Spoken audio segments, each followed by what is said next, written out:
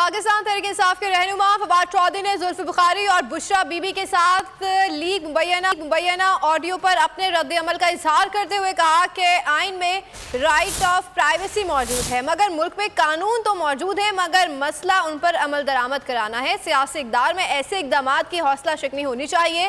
ہمارے ہاں انسانی حقوق کی خلاف ورزیاں ہو رہی ہیں، ارشد شریف ہو، شہباز گل اور اعظم سواتی، کوئی محفوظ نہیں۔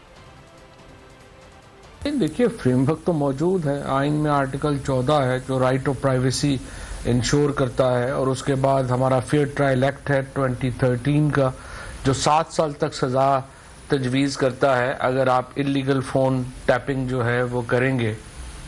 قانون، فریم ورک، ہر چیز موجود ہے۔ سوال یہ ہے عمل کس نے کرانا ہے؟ یہاں تو عمران خان کی FIR نہیں ہوتی، ارشد شریف جیسے بڑے صحافی شہید ہو جاتے ہیں، ان کی والدہ کی FIR نہیں ہوتی۔ قانون کا تو پرابلم نہیں ہے، فریم ورک کا تو پرابلم نہیں ہے، عمل درآمد کرانے کا پرابلم ہے، اور عمل درآمد نہیں ہو سکتا جب تک کچھ انسٹیٹیوشنز، لوگ اتنے طاقتور ہوں گے کہ قانون ان کے اوپر عمل ہو ہی نہ سکے۔ تاریخ میں پہلی بار عمران خان، آصف علی زرداری، شہباز شریف، مریم نواز، مولانا فضل الرحمان اور بلاول بھٹو سب ایک ساتھ چل آ رہے ہیں صرف بول پر۔